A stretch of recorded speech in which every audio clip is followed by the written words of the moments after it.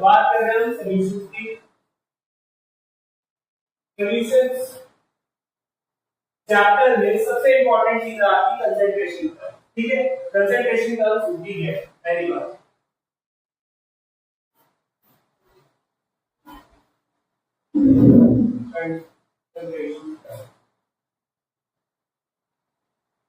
तो concentration curve है ऐसी टर्म्स जो आपकी कंसंट्रेशन को नापने के लिए इस्तेमाल होती है, उनको बोला जाता है कंसंट्रेशन टर्म्स, ठीक है। फॉर एग्जांपल आपका मास परसेंटेज, वॉल्यूम परसेंटेज और मोलैरिटी, मोलैरिटी, नॉर्मैलिटी, फॉर्मैलिटी, तो ये सब क्या बताते हैं? सॉल्यूशन के अंदर के मोल्स, है ना। और अगर किसी सॉल्यूट के जितने मोल्स मैं किसी सॉल्यूशन के अंदर डालूं वो उतने ही ज्यादा कंसंट्रेशन में होंगे। जैसे मैंने ना 100 डाले लिए चीनी के और 17 डाल दिए, ठीक है, तो सॉल्यूट की कंसंट्रेशन कितनी है? 17%। आया समझ में? तो इसको बोला जाता है आपकी कंसंट्रेशन टर्म। कंसंट्रेशन टर्म का काम क्या होता है? आपकी कंसंट्रेशन का पता लगाना किसी सॉल्यूशन, तो उसमें सॉल्वेंट की अमाउंट कितना है या सॉल्यूट का अमाउंट। अब हेनरी का लॉ बोलता है, पता है हेनरी का लॉ बहुत सिंपल सा लॉ, ज्यादा दिमाग ना लगाइए। हेनरी भाई साहब बोलता है हमारे कि आपकी जो सॉल्युबिलिटी ऑफ गैस है ना, मतलब गैस कितनी ज्यादा सॉल्युबल है वो डायरेक्टली प्रोपोर्शनल है उसके प्रेशर। समझ में आया?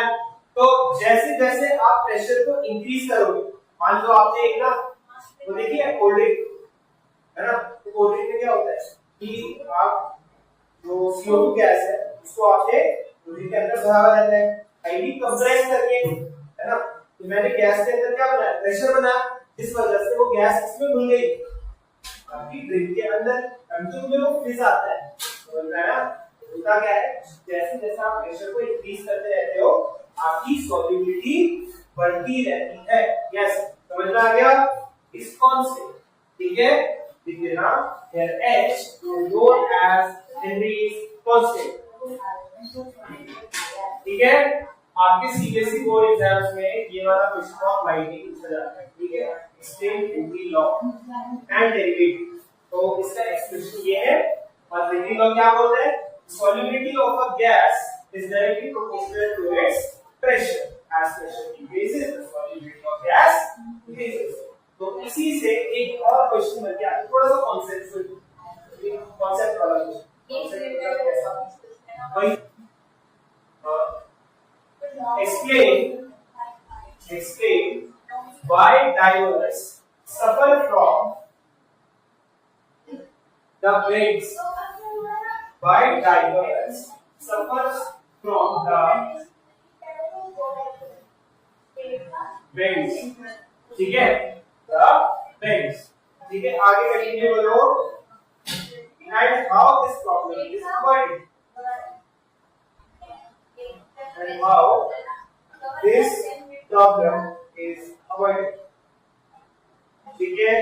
तो सवाल था कि डाइवर्स को पानी में जब वो पीछे जाते हैं तो उन्हें बेंड्स क्यों महसूस होते हैं, ठीक है। इसका जवाब है हेनरी लॉ, ठीक। इसमें होता क्या है, जैसे जैसे आप नीचे जा रहे हो आपका प्रेशर ये ना इंक्रीज हो रहा है, ठीक है, प्रेशर इंक्रीज हो रहा है, जिस वजह से आपकी सॉल्युबिलिटी वो भी इंक्रीज हो जाएगी। और इस इंक्रीज के कारण आपकी बॉडी के अंदर नाइट्रोजन गैस बनने लगेगी।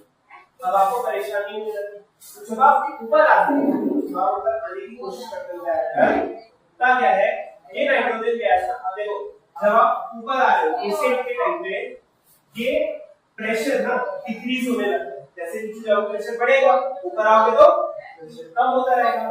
नाइट्रोजन गैस भी बाहर आने की कोशिश करती है, जब नाइट्रोजन गैस एक साथ बाहर आने की कोशिश करती है वो बबल बनती है, ठीक है। और ये बबल ना आपके एंगल को ब्लॉक करती है, इस तरह से आप चीजें हो सकती है हालत में आ जाते हो और फिर आप आते बार सूत्र में जाते हो और भूल जाते हो। पक्का? This is application of Henry.